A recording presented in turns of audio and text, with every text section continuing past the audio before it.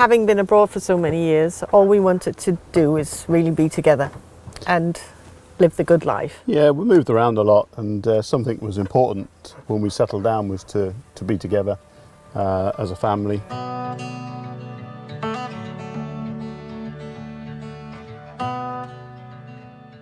Hardly surprising after decades living on military bases across the continent and close to the war zones of the world.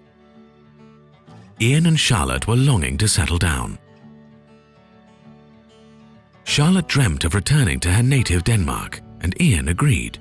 Now, finally, he was the one who had to follow along. The final location, though, was still to be decided. During a visit to one of Charlotte's friends in Ringkøbing, the couple completely fell in love with the old city and the Danish west coast. The feeling you had when we came here to visit was, I mean, the Danish would call it hygge. And it really does sum it up. It's such a nice town, lovely atmosphere. And whilst we're here on that visit, we felt it's somewhere perhaps we could live.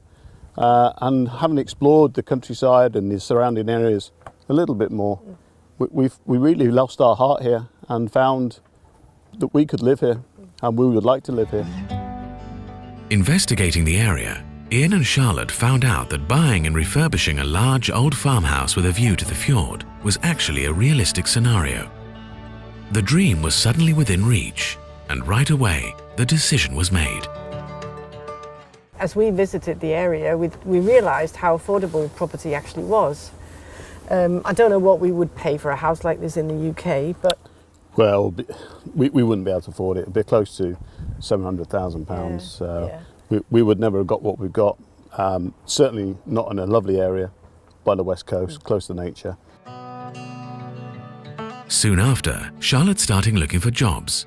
She straight away got a job in the tourist industry, and today is working as a secretary for the mayor and the municipal director of Ringkøbing-Skjern. This summer, Ian retired from the British Army and no longer has to fly in and out of London on a weekly basis. He has just started working as a project training leader for the wind turbine manufacturer Vestas. The community that we came from was very helpful and small and always helped each other in the military environment, and I didn't really expect that here. People were extremely welcoming and very, very helpful. Having found some nice friends here and being able to link back to my hobby of the open water swimming. In the past I've done a lot of swimming with the British Army. Yeah, well, it's sort of about 10 to 15 people or so there, and they've been really welcoming, very open to take me in and not afraid about an outsider.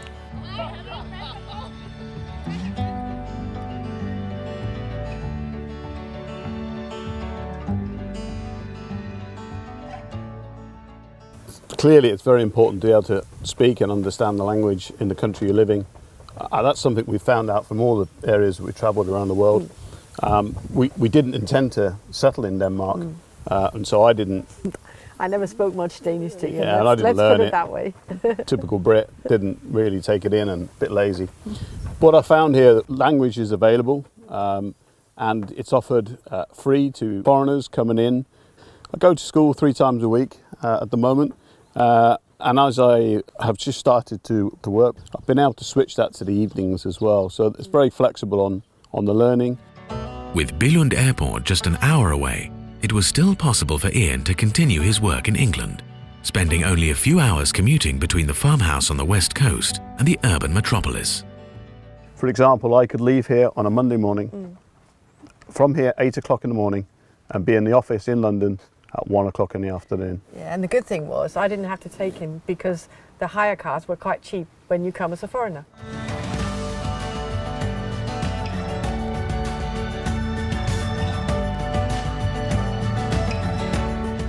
Well, I've now been here for 4 years and I really feel comfortable and at home. The quality of life and just the beauty of here, it is fantastic. It's just home.